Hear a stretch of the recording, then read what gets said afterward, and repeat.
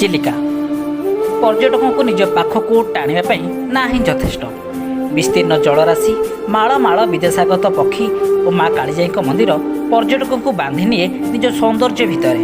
ହେଲେ କରୋନା ମହାମାରୀର ଏ କଟକଣା ସମୟରେ କେମିତି କଟୁଛି ଚିଲିକା ଉପରେ ନିର୍ଭର କରି ନିଜ ଗୁଜରାଣ ମେଣ୍ଟାଉଥିବା ଛୋଟ ବଡ଼ ବ୍ୟବସାୟୀମାନଙ୍କ ଜୀବନ ଜୀବିକା। ଦେଖିବା ଆଜିର ସ୍ପେଶାଲ ରିପୋର୍ଟ ମରାଳ ମାଳିନୀ ନୀଳାମ୍ବୁ ଚିଲିକା।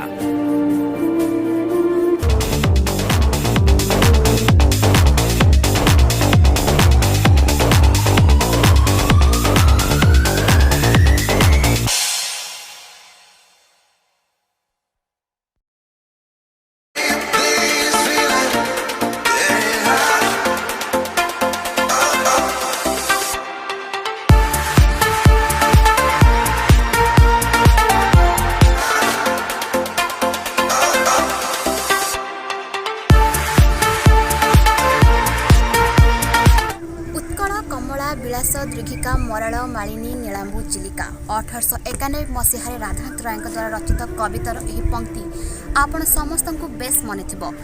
ଏହି ପଂକ୍ତି ସରବୃତ ଲବଣାକ୍ତ ହ୍ରଦ ବା ଲାଗୁନର ସୌନ୍ଦର୍ଯ୍ୟକୁ ବର୍ଣ୍ଣନା କରିବା ପାଇଁ ଖୁବ୍ ଯଥେଷ୍ଟ।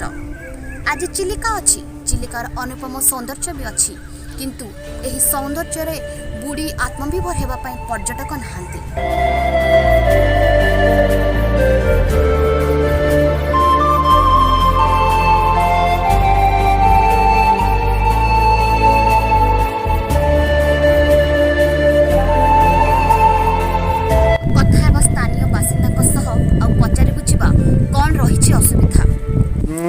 ମା କାଳିଜାଇ ମୋଟର ଶ୍ରମିକ ସଂଘର ପୂର୍ବତନ ସମ୍ପାଦକ। ଆମର ଏଇ ଟୁରିଷ୍ଟ ନେବାକୁ ତାପରେ ମାଛ ଫାଛ ଧରି ଆମେ ଚଳୁ। ଏବେ କରୋନା ପାଇଁ ପର୍ଯ୍ୟଟକ ନାହାନ୍ତି, କ'ଣ ସବୁ ସମସ୍ୟା ଆପଣ ଉପଭୋଗ କରୁଛନ୍ତି? ସମସ୍ୟା ତ ବହୁତ ଅସୁବିଧା, ବହୁତ ସମସ୍ୟା ଅଛି, କିନ୍ତୁ କ'ଣ କରିବା, ସବୁ ସରକାର ତ ବନ୍ଦ କରିଛନ୍ତି, ବାଧ୍ୟ ହେଇକି ଚିଲିକା ଉପରେ ନିର୍ଭର କରି ଚଳୁ।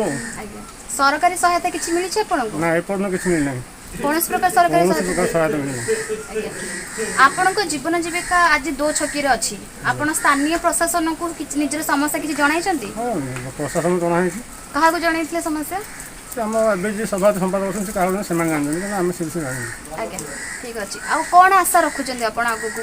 ସରକାର ଆପଣଙ୍କ ଦୁଃଖ ବୁଝିବେ ନା ସରକାରଙ୍କୁ କ'ଣ ଅନୁରୋଧ କରିବାକୁ ଚାହିଁବେ ଆପଣ? ନିଶ୍ଚିତ, ଆମର ଏଠି ପ୍ରାୟ 300 ବୋଟ୍ ଅଛି, ଅନୁମାନ 1000 ପରିବାର ଚଳୁଛନ୍ତି। ଯଦି ସରକାର ଏଥିପ୍ରତି କିଛି ଦୃଷ୍ଟି ଦିଅନ୍ତି କିମ୍ବା ଆର୍ଥିକ ସହାୟତା କରନ୍ତି ତାହେଲେ ବେଶୀ ଇଏ ହେବ। ଶୀତ ଦିନରେ ପର୍ଯ୍ୟଟକଙ୍କର ବେଶ ଭିଡ଼ ଲାଗେ ଚିଲିକାରେ। ନୌକା ବିହାର ସହ ବିଭିନ୍ନ ବିଦେଶାଗତ ପକ୍ଷୀଙ୍କ ମନୋରମ ଦୃଶ୍ୟ ଆଉ ଡଲଫିନ୍ର କ୍ରୀଡ଼ା କୌତୁକ ଏସବୁ ଚିଲିକାର ବିଶେଷତ୍ୱ। ପରିବାର ସହ ଟିକେ ହାଲକା ହେବା ପାଇଁ ଓଡ଼ିଶାର ଚିଲିକା ଏକ ବଢ଼ିଆ ଡେଷ୍ଟିନେସନ୍ ପଏଣ୍ଟ। ଆଉ ଏହି ନୌକା ବିହାର ବ୍ୟବସାୟକୁ ପେଶା ଭାବେ ଗ୍ରହଣ କରି ଅନେକ ଲୋକ ନିଜ ପରିବାର ପ୍ରତିପୋଷଣ କରନ୍ତି। ତେବେ କରୋନା ମହାମାରୀର ଏହି ଘଡ଼ିସନ୍ଧି ମୁହୂର୍ତ୍ତରେ କେମିତି କଟୁଛି ସେମାନଙ୍କ ଜୀବନ, କେମିତି ବଞ୍ଚିଛି ଜୀବିକା, ଆମେ କଥା ହେଇଥିଲୁ କିଛି ନାବିକଙ୍କ ସହିତ। ଆସନ୍ତୁ ସେ କ'ଣ କହୁଛନ୍ତି ଶୁଣିନେବା।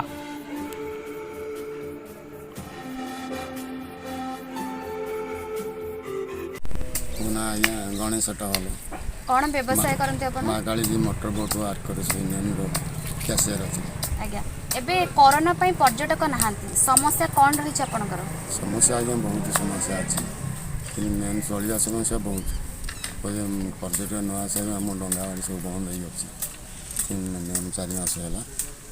ଆଉ ଚଳିବା ପାଇଁ ବହୁତ ଅସୁବିଧା, ଆମେ ମାଛ ଧରିକି ଜୀବନ ଜୀବିକା ନିର୍ବାହ କରୁଛୁ। ସରକାରୀ ସହାୟତା କିଛି ମିଳିଛି ଆପଣଙ୍କୁ? ସରକାରୀ ସହାୟତା କିଛି ମିଳିନି। ସହାୟତା ଯେତେବେଳେ କୋଭିଡ଼ ଆରମ୍ଭ ହେଲା ସେଇ ଟାଇମ୍ରେ ଜଣାଇଥିଲି, କିଛି ସାହାଯ୍ୟ କିଛି ଆସିନି। ଆଉ ଆଗକୁ କ'ଣ ଆଶା ରଖୁଛନ୍ତି? ସରକାର ଆପଣଙ୍କ ଦୁଃଖ ବୁଝିବେ, ସରକାର କ'ଣ ନିଷ୍ପତ୍ତି ନେବେ ତା ଉପରେ କ'ଣ କହିବେ ଆପଣ? ସରକାର ନିର୍ଭର କ'ଣ କହିଛନ୍ତି, କିନ୍ତୁ ଆମର ଆଶା ଅଛି ନଭେମ୍ବର ଡିସେମ୍ବର ସୁଦ୍ଧା ଖୋଲିଲେ ଏଇ ଟୁରିଷ୍ଟ ଆସିଲେ ଆମେ ସେଇ ଡଙ୍ଗା ଭିତରେ ଚଳିବା ବୋଲି ଆଶା ରଖୁଛୁ। ଚିଲିକା ଆସି ଚିଲିକା କଙ୍କଡ଼ା ଆଉ ଚିଙ୍ଗୁଡ଼ିର ମଜା ନ ନେଲେ ଚିଲିକା ବୁଲିବା ଅଧା ଅଧା ଲାଗେ। ସତରେ ଚିଲିକା ବୁଲିବା ଆଉ ଚିଙ୍ଗୁଡ଼ି କଙ୍କଡ଼ା ଖାଇବା ବହୁତ ନିଆରା। ଆଉ ଏହିସବୁ ପାଇଁ ଏଠାରେ ଥିବା ବିଭିନ୍ନ ଛୋଟ ବଡ଼ ହୋଟେଲରେ ଭିଡ଼ ଲାଗେ ପର୍ଯ୍ୟଟକମାନଙ୍କର। ସବୁ ହୋଟେଲ ମଧ୍ୟରୁ ଚିଲିକା ଢାବା ବେଶ୍ ପରିଚିତ। ଲକଡାଉନ୍ ସମୟରେ ଆଜି ଫାଙ୍କା ଫାଙ୍କା ଚିଲିକା ଢାବା।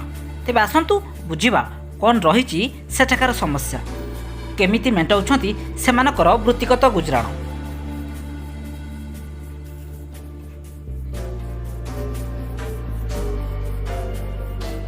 ଆମେ ଏବେ ଆସି ପହଞ୍ଚି ଯାଇଛୁ ଚିଲିକାର ପ୍ରସିଦ୍ଧ ଚିଲିକା ଢାବା ପାଖରେ, ଯାହାର ଖାଦ୍ୟ ପାଇଁ ଦୂର ଦୂରରୁ ଲୋକମାନେ ଆସନ୍ତି ଏବଂ ପର୍ଯ୍ୟଟକଙ୍କର ମନପସନ୍ଦ ଜାଗା ହେଲା ଚିଲିକା ଢାବା, ଯେଉଁଠିକି ସବୁ ସମୟରେ ବର୍ଷର ସବୁ ସମୟରେ ପର୍ଯ୍ୟଟକଙ୍କର ଭିଡ଼ ରହିଥାଏ ଖାଦ୍ୟ ପାଇଁ ଏବଂ ଏଠାକାର ଖାଦ୍ୟର ଚର୍ଚ୍ଚା ସବୁବେଳେ ରହିଥାଏ। ଚାଲନ୍ତୁ ଆଜି ତାଙ୍କର ପ୍ରତିନିଧିମାନଙ୍କ ସହିତ ପଚାରି ବୁଝିବା କ'ଣ ରହିଛି ବର୍ତ୍ତମାନର ବିଜନେସ୍ର ସିଚୁଏସନ୍। ଆପଣଙ୍କର ନାଁ କ'ଣ? ଚିକୁ এটা বিজনেস কেতে বর্ষর বিজনেস মানে হোটেলে ଇଏ ତ কেতে বর্ষ ହେଇଯିବ হেলানি? ଯାହେଲେ 27-28 ବର୍ଷ ହେଇଯିବ। আচ্ছা যেমি বর্ষর কোউ সময়ে এঠি মানে বেশি ভিড় রুহে? ଆମର ନଭେମ୍ବର ଡିସେମ୍ବର ଜାନୁଆରୀ 3 ମାସ। আচ্ছা খাদ্যর আমি সবুলে চর্চা শুনি আসছু চিলিকা ঢাবার খাদ্যর চর্চা কোণ কেমতি প্রিপারেশন হুয়ে কেমতি স্টাফ মানে সবুলে কেমতি থাকি? ଷ୍ଟାଫ୍ ତ ସମସ୍ତେ ଭଲରେ ଥାଆନ୍ତି, ମାନେ ବହୁତ ଷ୍ଟାଫ୍, ଆମର ବି ଯାହାହେଲେ 40-50 ଜଣ ଷ୍ଟାଫ୍। ଏବେ କେତେ ଜଣ ସ୍ଟାଫକୁ ନେଇକି ଆପଣ ଚଲାଉଛନ୍ତି? ଯାହାହେଲେ ବି ଆମେ ଷ୍ଟେପ୍ ବାଇ ମାନେ ଡେ ବାଇ ଡେ କରିଦେଇଛୁ, ମାନେ ଆଜି ଗୋଟେ ଷ୍ଟାଫ୍ ଆଇଲେ କାଲି ଗୋଟେ ଷ୍ଟାଫ୍ ଆସିବ, ଏମିତି କରିଦେଇଛୁ। ଆଉ ସମସ୍ତଙ୍କ ଘର ତ ପରିବାର ଚଳିବା ଦରକାର ନା। ଆଚ୍ଛା ଏବେ ଆପଣଙ୍କର ଆଗରୁ ଯେମିତି ଭିଡ଼ ରହୁଥିଲା ଏବେ ତାର କେତେ ପରସେଣ୍ଟ ଭିଡ଼ କମିଯାଇଛି? ନା ପୁରା 75 କମିଯାଇଛି, 25% ଲୋକ ଆସୁଛନ୍ତି। କରୋନା ମହାମାରୀ ପାଇଁ ଜୀବନ ଜୀବିକା ସବୁ ଠପ୍ ହୋଇଯାଇଛି। ଜୀବିକା ହରାଇଛନ୍ତି ଅନେକ ଛୋଟ ବଡ଼ ବ୍ୟବସାୟୀ। ପର୍ଯ୍ୟଟକଙ୍କୁ ନେଇ ନିଜ ପରିବାର ପୋଷଣ କରୁଥିବା ବ୍ୟବସାୟୀଙ୍କ ଅବସ୍ଥା ଅତି ଦୟନୀୟ। ନୌକା ବିହାରଠୁ ନେଇ ମା କାଳିଚାଇଙ୍କ ମନ୍ଦିର ସବୁ ଖାଁ ଖାଁ।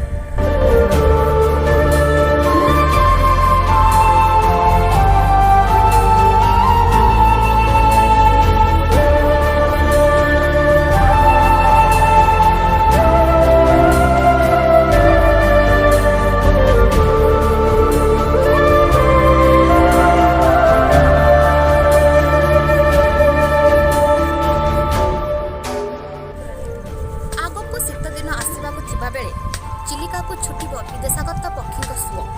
ଦୀର୍ଘ ଦିନ ଧରି ହାତ ବାନ୍ଧି ବସି ରହିଥିବା ବ୍ୟବସାୟୀଙ୍କ ମନରେ ଆଶା ସଞ୍ଚାର ହୋଇଛି।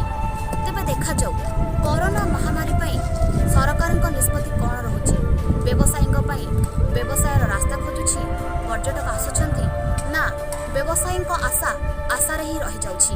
ତେବେ ସବୁ ପରେ ବି ବ୍ୟବସାୟୀଙ୍କ ମନରେ ରହିଛି ସରକାରଙ୍କ ଠାରୁ କିଛି ସହାୟତାର ଆଶା।